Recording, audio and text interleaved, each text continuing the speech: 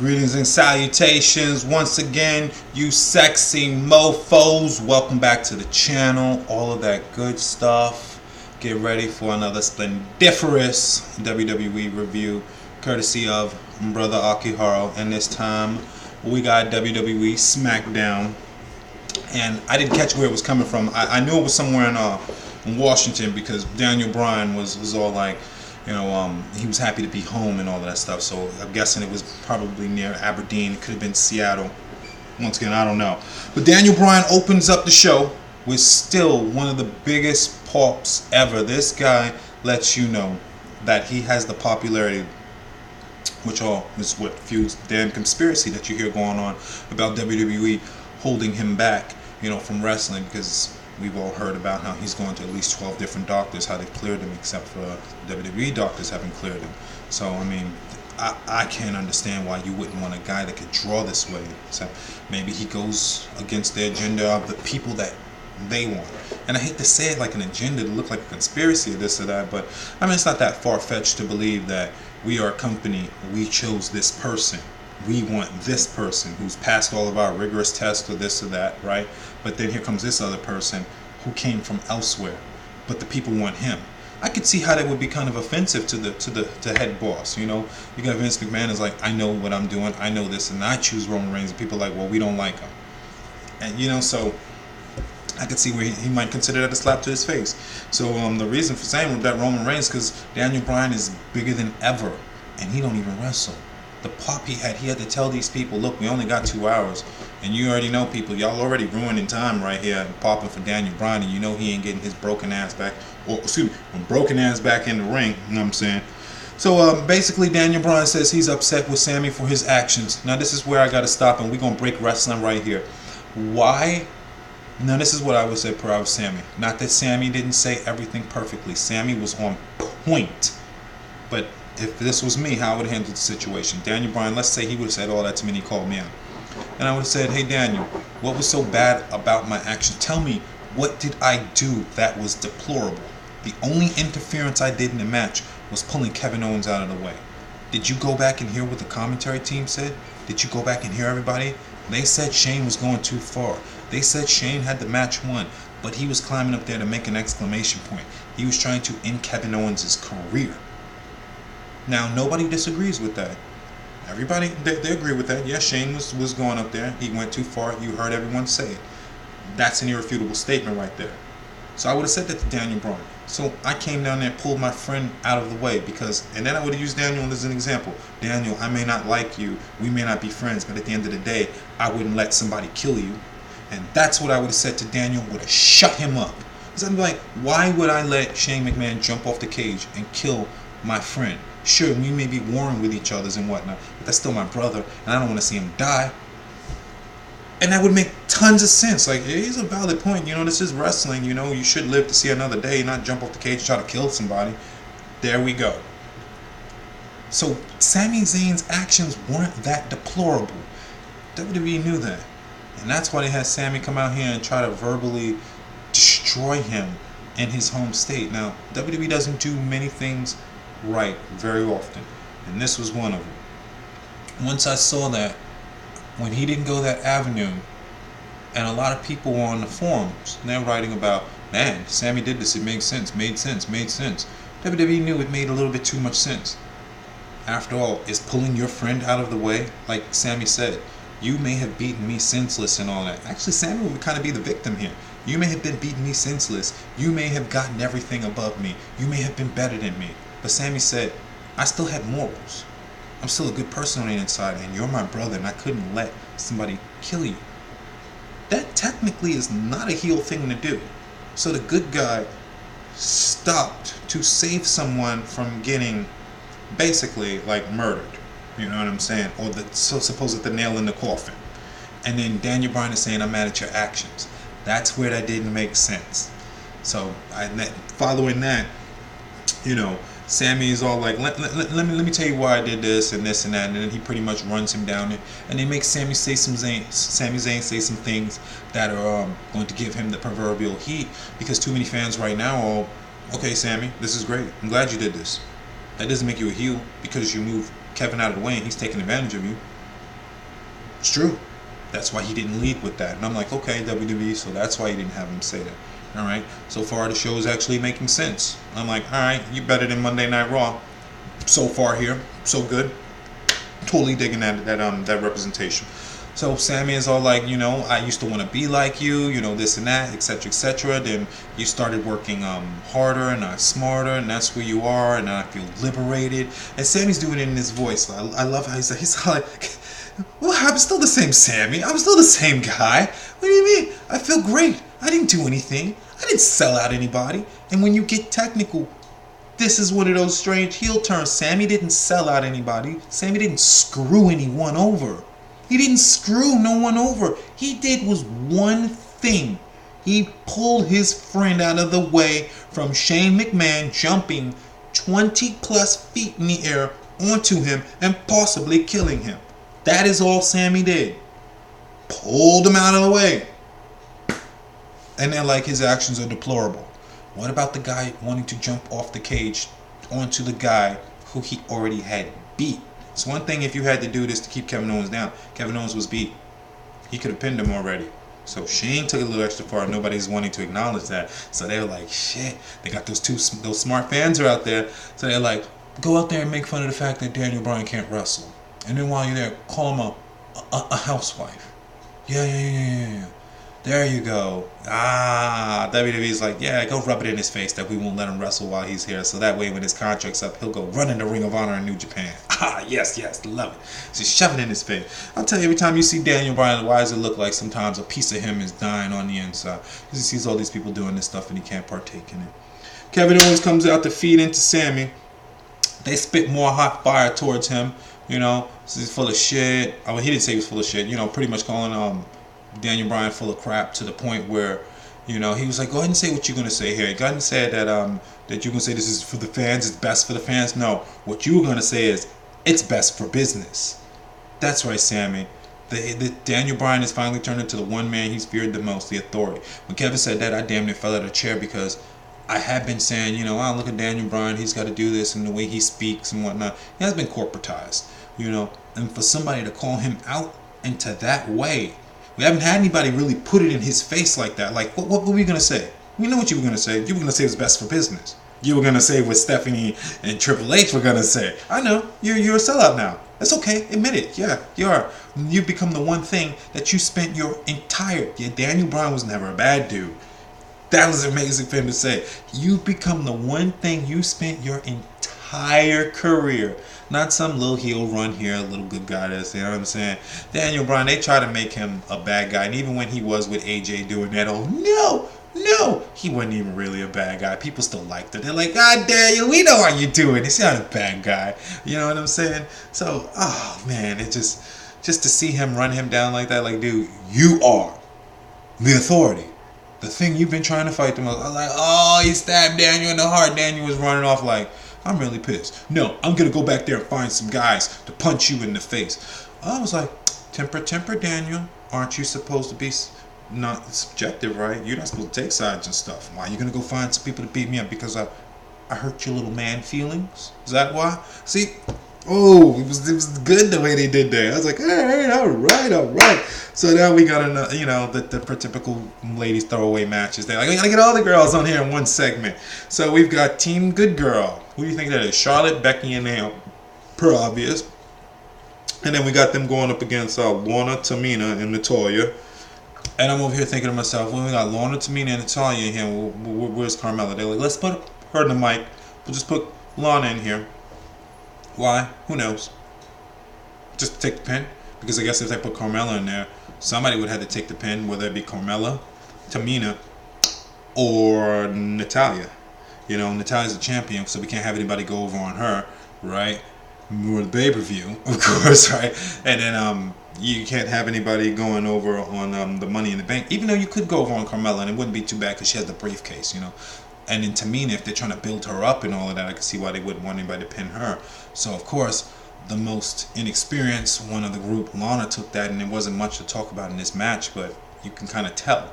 It's not that these girls couldn't go, obviously. Maybe Lana and Tamina, not so much, but clearly Natalya can go out of all of them. People was always swearing up and down by Charlotte, and I love me some Charlotte. But You know what I'm saying? But she still needs some time.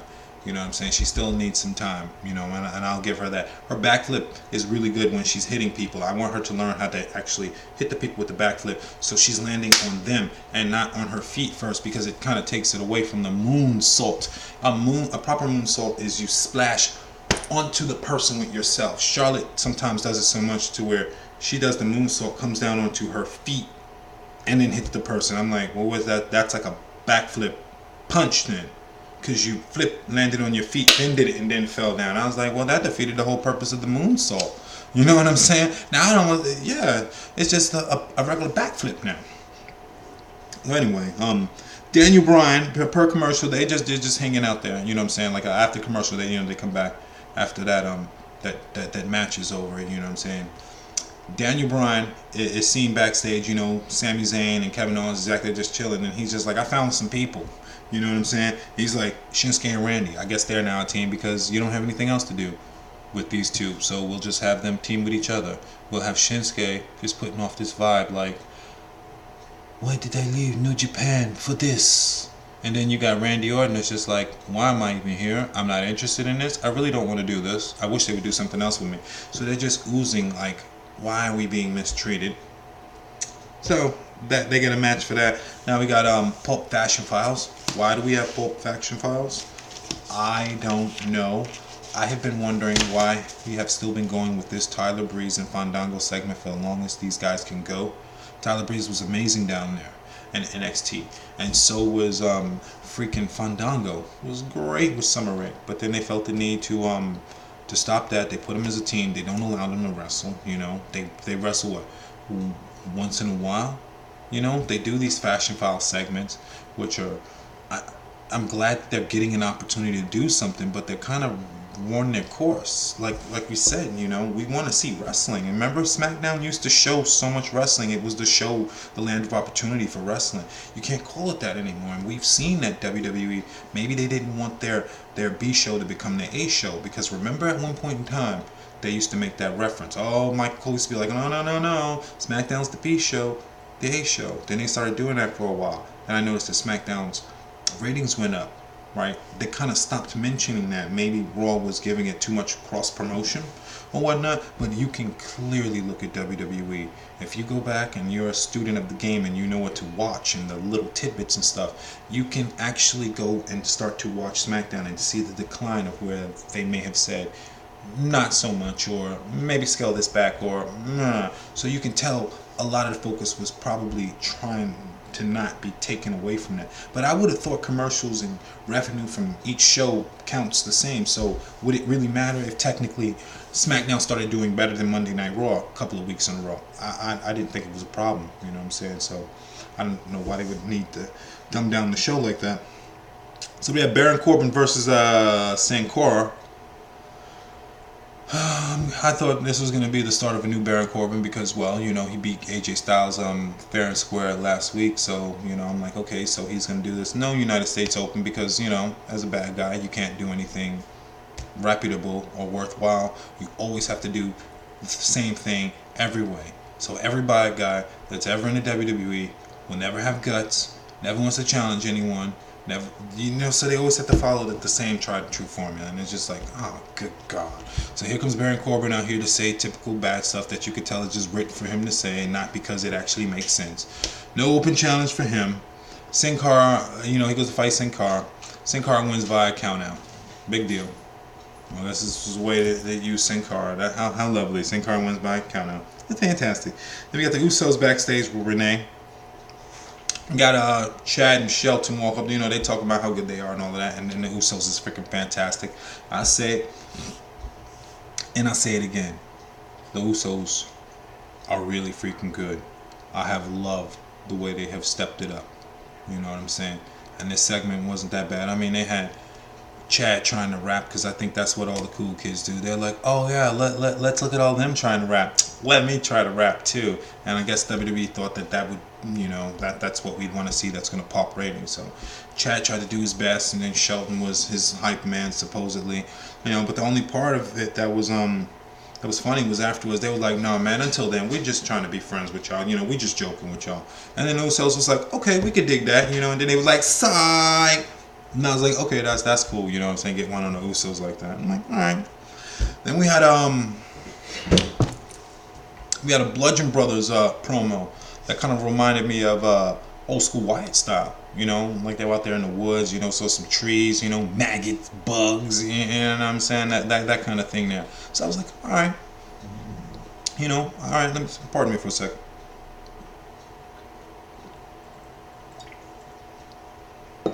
Whew.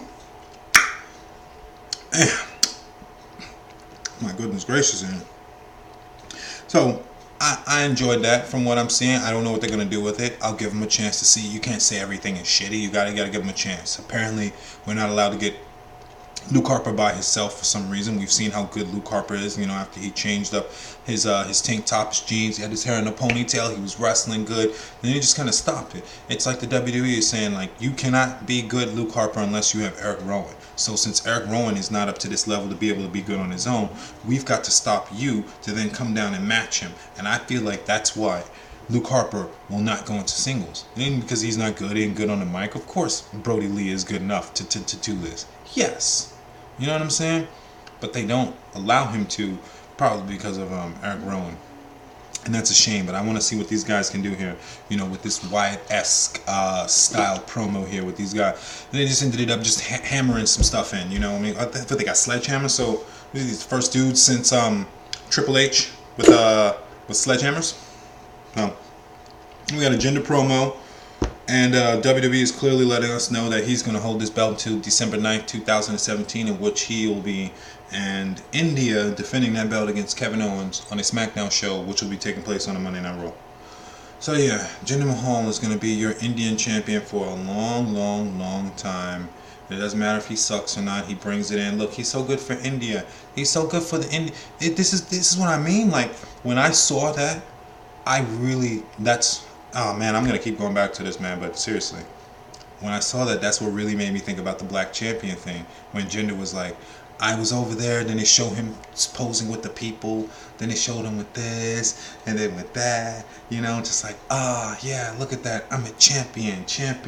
And I was like, wow, I would love to actually see that style, because every time there's been a champ, I saw Sheamus do that when he went overseas, when he had his belt, you know what I'm saying? There have been a lot of people going to tour. I've seen Seth Rollins doing that when he had his belt.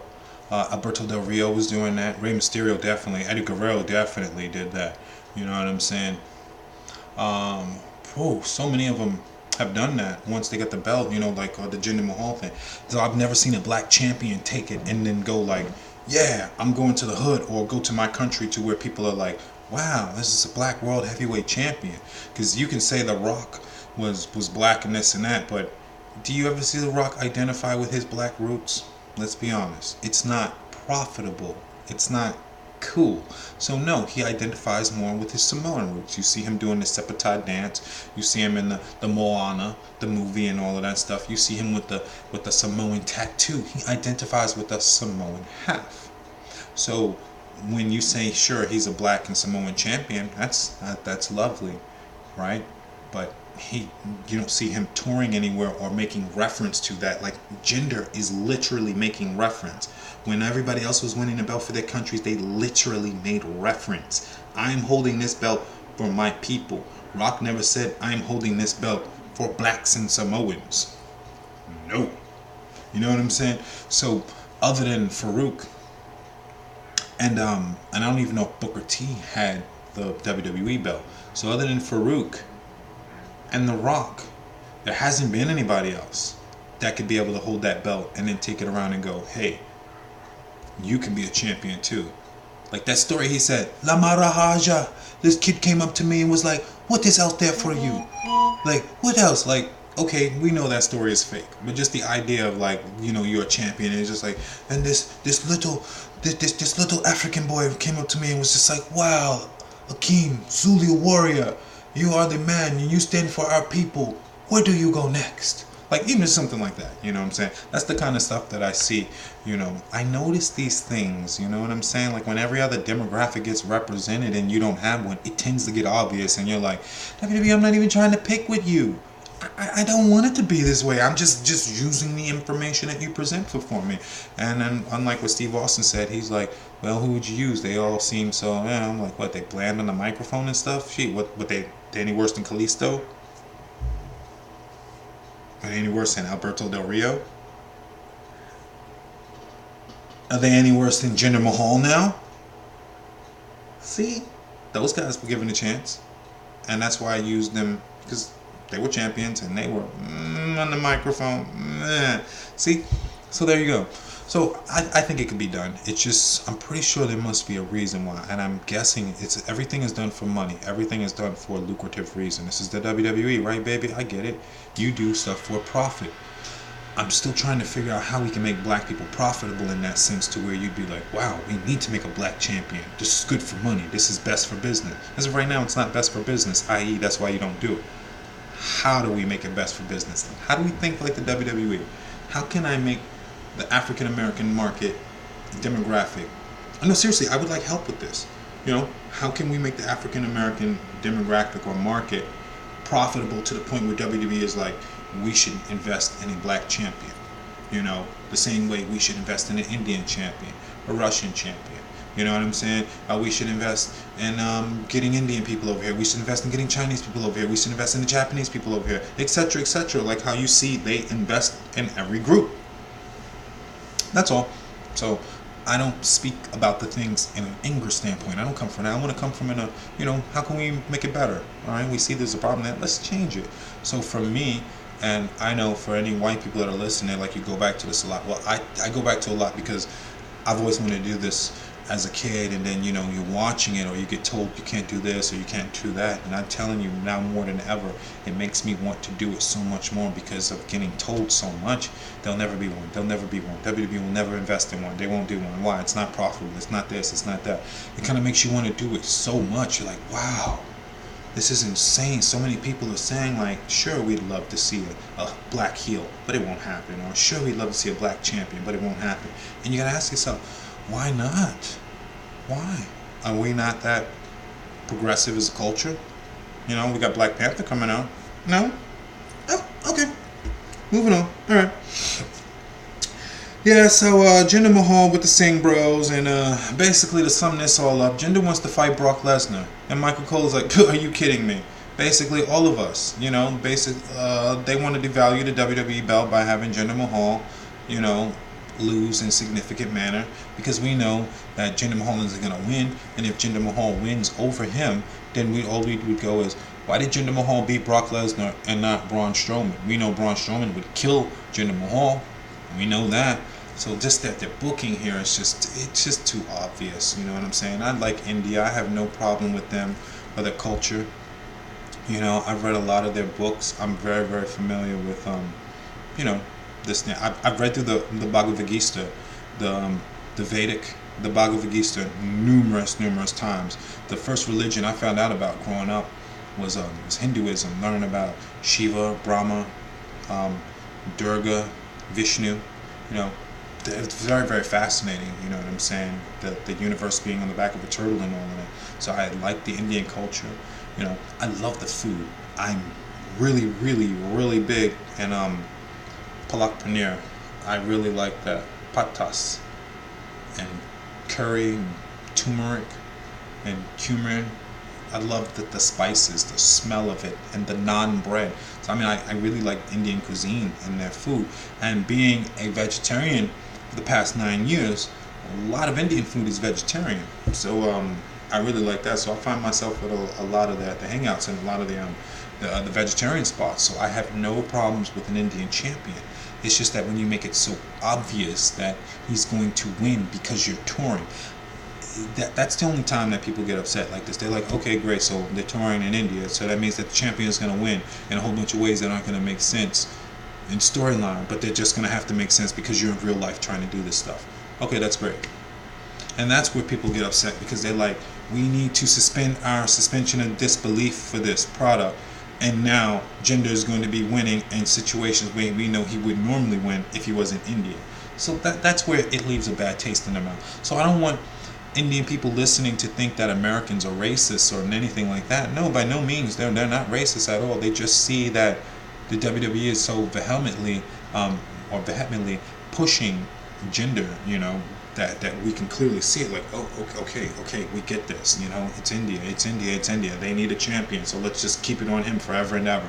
That he's winning matches in such a way that you're like, really, Jinder? Really, this is what they're gonna do? So you're gonna have the Singh brothers, and nobody is gonna ever go, the Singh brothers are banned from ringside? No. Okay, great. I got you. You know what I'm saying? So AJ comes out there. He's looking good, and he saved us from all this Jinder crap. And he's pretty much like, you ain't beat me, as if Jinder didn't beat him on May of SmackDown, May something of SmackDown before he went on to fight Randy Orton. Maybe he meant he didn't beat him as a champion. I'd buy that.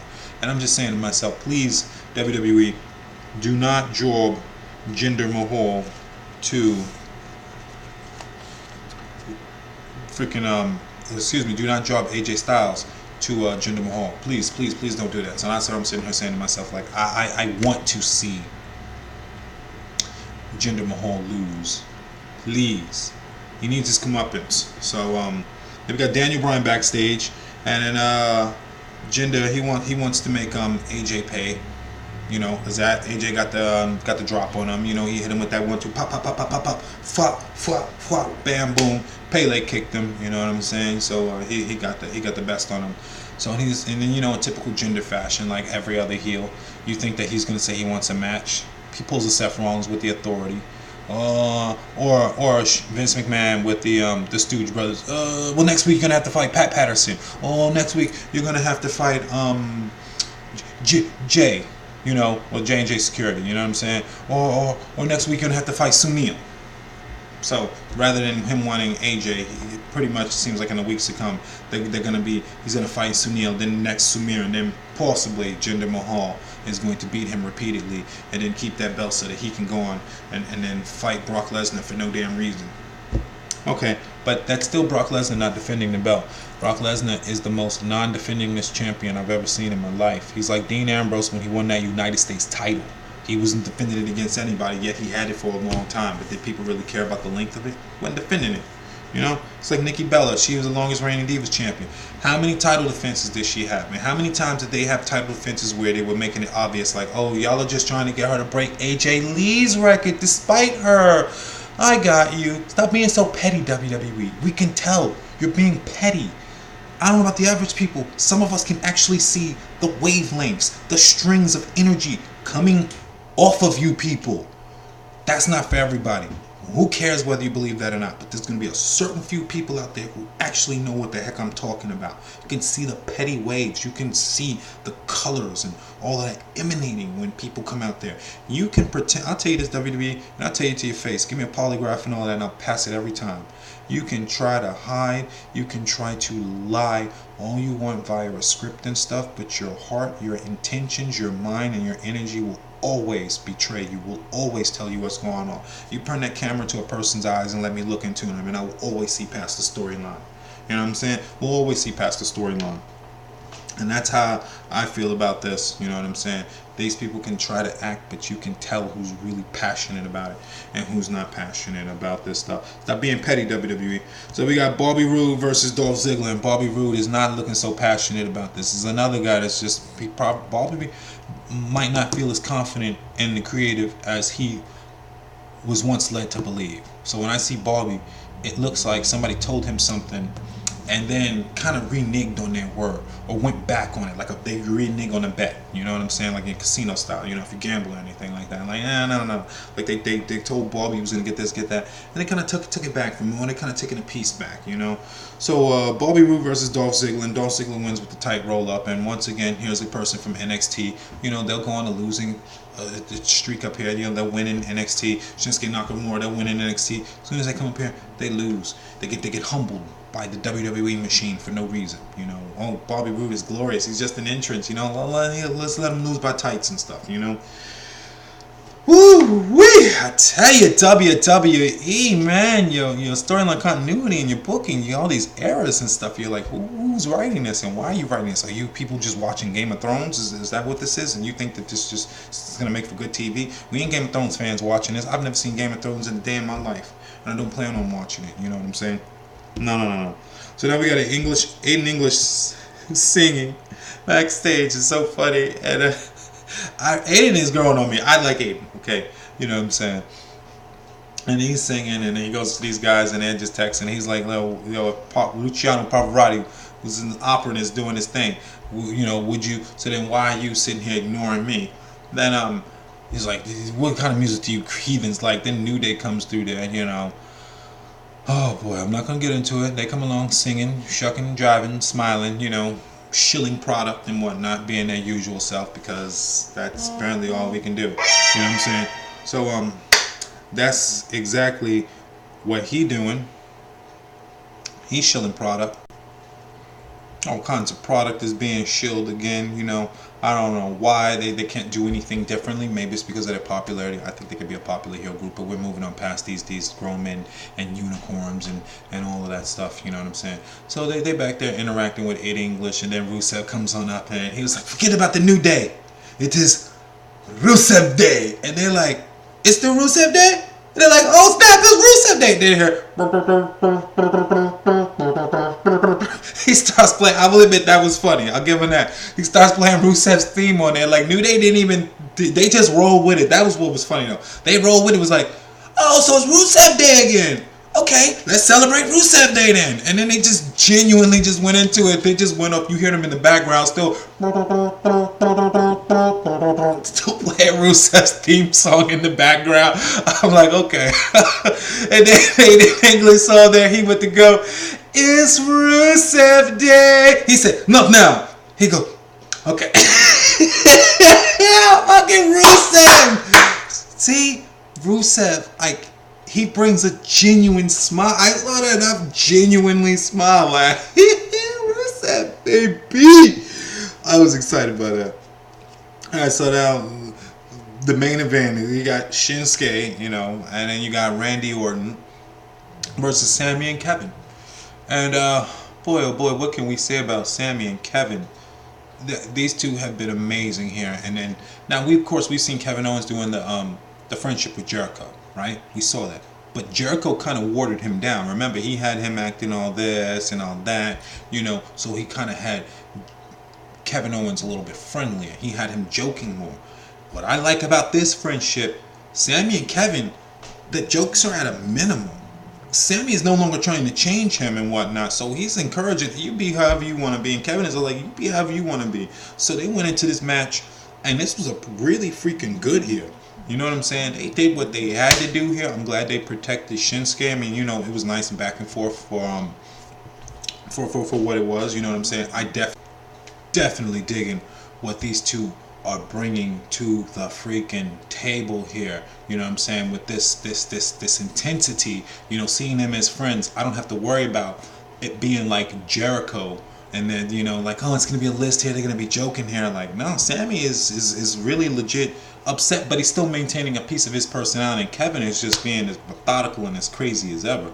So I'm totally digging that. They had the good chemistry there, as per friends who have been friends for 15 years. Of course they're going to have good chemistry. You know, Shinsuke and Randy, they lose. You know, I'm even going to say obviously they lose, because it wasn't obviously that they were going to lose. Randy took the pin. Sammy gave him a low blow. Now, why does every heel have to give a low blow? I would have preferred a thumb to the eyes. Maybe it's because I'm a guy and I despise seeing another dude get hit in the huevos. I don't get no kind of joy out of that. Maybe they do that on there to desensitize people to it.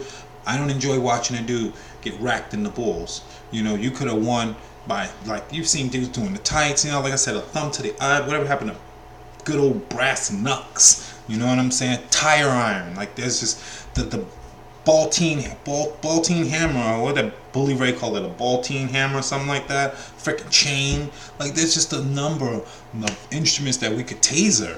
I mean, how did we get Bill Goldberg to lose? Taser. So you see what I'm saying? There's just an assortment of, or cattle prod, there we go, assortment of things that we can use, you know what I'm saying, right? We don't have to always rely on the low blow. But anyway, Sami Zayn got a win over Randy Orton. It's freaking amazing, and they hugged and they celebrated, and that celebration was freaking awesome. They were like, ah, and it wasn't like that Jericho hug. Like, you could just tell they were excited. I like that Jericho was like, yeah. Not that what Jericho and Kevin Owens wasn't doing was good. The dynamic was different because they knew they were trying to be funny and friendshipy. These guys are still trying to be friendshipy, but not as funny, but more serious. So that dynamicism was really, really good. They're running up and down there, they're celebrating. You know what I'm saying? They go all the way back to the gorilla position, right? Which is interesting that they're even showing that. You know, they see Daniel Bryan there, they go rubbing his face. Ha ha ha ha ha. What's next now? Because we already beat Shinsuke Nakamura and Randy Orton, the top guys. Huh? What's next? Yeah. So that was pretty exciting there. You know, they go on then they go back down there. You know what I'm saying? And then they start talking smack to Shinsuke and Randy.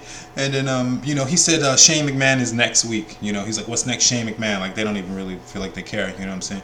And then he's all like that. He's like, we did this. I told you. Me and Sammy, my best friend. I love my best friend Sammy. I love him. He's like, Sammy, get over here. Hug me. Sammy comes right over and he starts hugging him. He's like, yes, hold me tight, Sammy. And he holds him tight. This motherfucker said, go me, Sammy. Oh, it feels safe. Hold me tight, Sammy.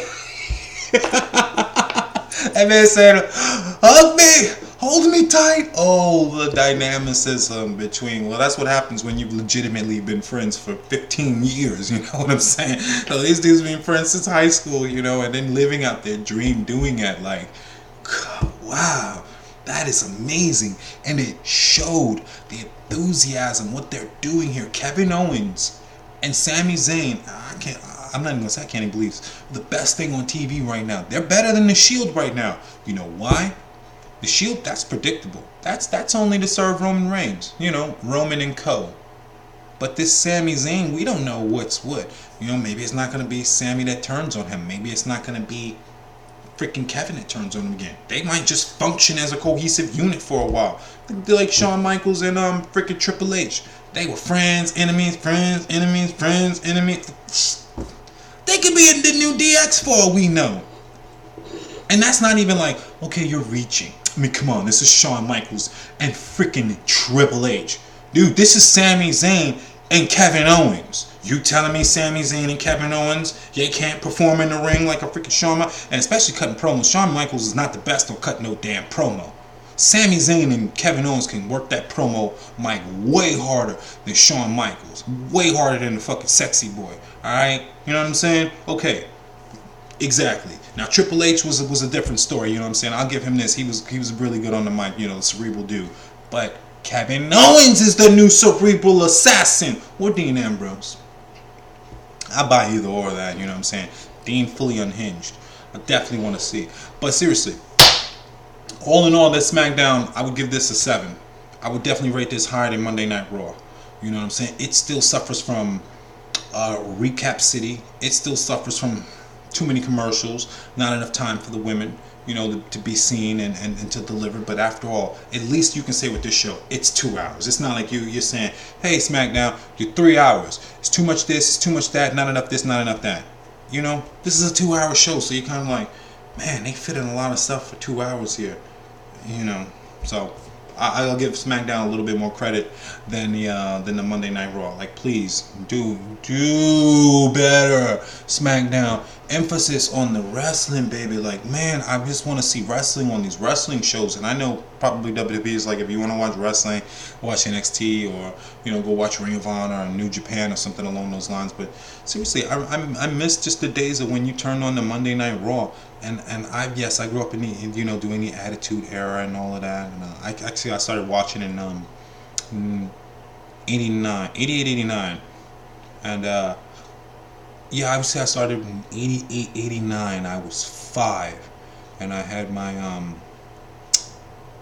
my Hulk Hogan the sleep one. I had the Hulk Hogan and Macho Man sleep one, and then I had the they would stretch, because I remember I would watch Saturday morning wrestling, and then you could watch it live on New York, because where I lived at in New York City, I lived in the Bronx.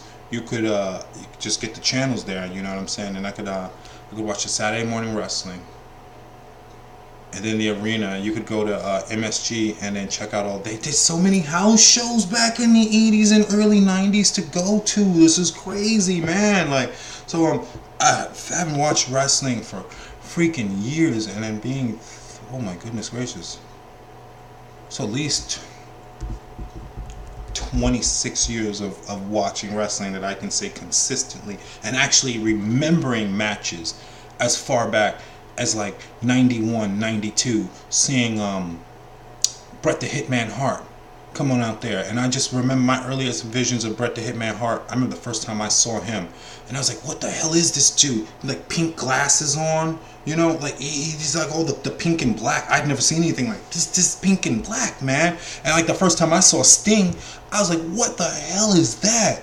Because I was so used to like Hulk Hogan and those characters, and Sting, a little surfer dude and stuff with the face paint on. And obviously when Sting first came around, I was a kid, he did not look like cool NWO Sting. You know, he did not look like Brandon Lee, you know what I'm saying, from the Crow Sting. You know what I'm saying? This was like surfer Sting, you know. I was like, oh, okay, all right, I could dig that, you know what I'm saying?